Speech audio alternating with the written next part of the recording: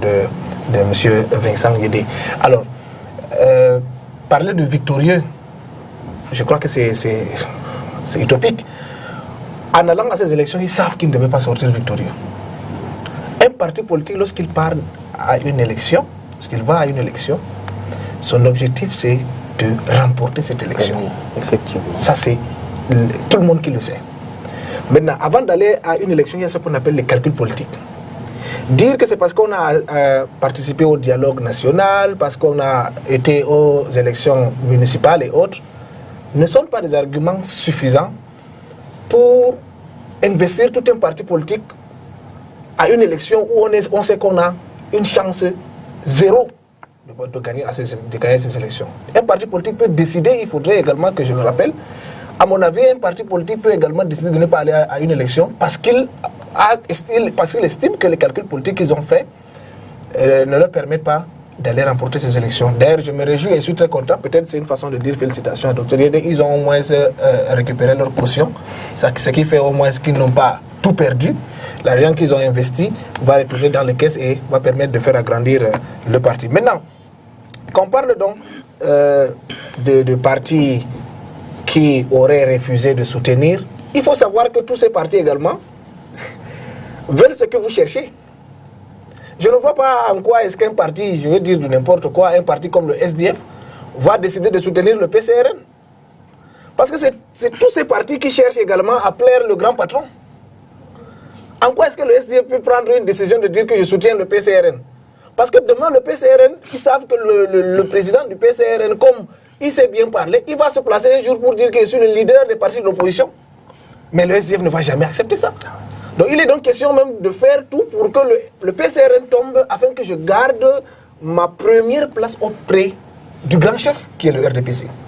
Le RDPC démontre une fois de plus sa force. Je vous le dis, il ne faudrait pas, le docteur le disait tout à l'heure ici, on attend actuellement que le grand patron décide. Et je voudrais ici préciser pour l'information des téléspectateurs que ça a toujours été comme ça dans ce pays. À chaque fois qu'il y a eu événement, le sifflet final est toujours donné par le chef de l'État. Ah oui. Bien entendu, dans ces élections, c'est dans le cas, les textes le prévoient, c'est la loi qui le prévoit, à la fin c'est lui qui doit nommer. Mais regardez le scénario dans lequel nous sommes. Il y a un suspense qui ne dit pas son nom, actuellement qui règne dans ce pays, parce qu'on attend le chef de l'État pour qu'il arbitre.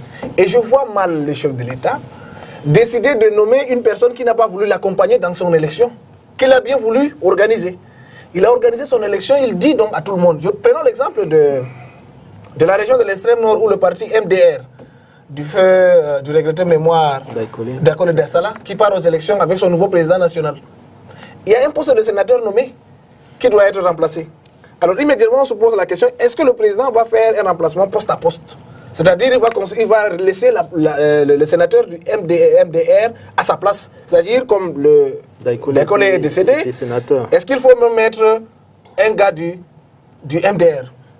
La logique donc du MDR à ces élections, ce n'est pas de les remporter, mais c'est pour dire au chef de l'État que le patron de notre parti est décédé, mais nous avons un autre patron qui est d'ailleurs prêt à travailler avec vous. Je pars aux élections, non pas pour gagner, parce que tout le monde sait que le MDR ne peut pas gagner les élections dans la région de l'extrême nord.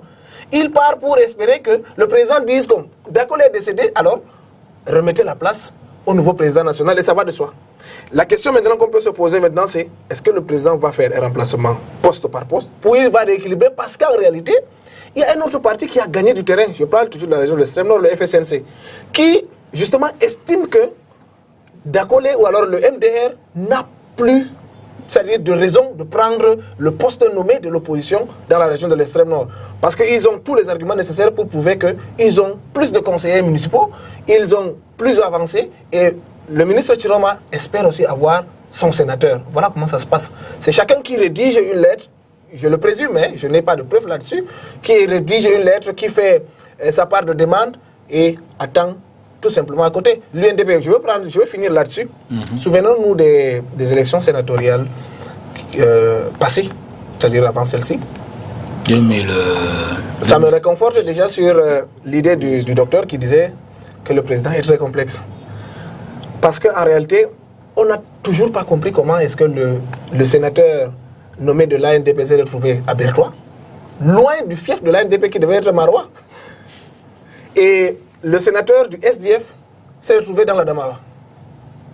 On n'a jamais compris comment est-ce que le chef de l'État a redistribué ses cartes. C'est pour ça que je dis que ça me réconforte également davantage sur l'idée du docteur qui estime, qui dit que le président est complexe. Personne ne peut tenir les aboutissants parce que ne soyez pas surpris que le président nomme le sénateur attendu du MDR, pas à l'extrême nord, mais plutôt un autre militant qui va sortir, peut-être du Mungo, et le mettre là-bas. Donc, c'est une façon de dire donc, que ce n'est pas... Alors justement, ces analyses et ces jeux nous amènent donc à la thématique de ce soir, une forme de bilan trentenaire des élections pluralistes au Cameroun, dont l'observation empirique, la première peut être effectivement la perte de pied de l'opposition camerounaise. Depuis 1992, on sait qu'au départ, avec la première élection présidentielle multipartiste, ensuite les élections législatives et municipales, dès le départ, je le disais, l'opposition avait quand même un certain ancrage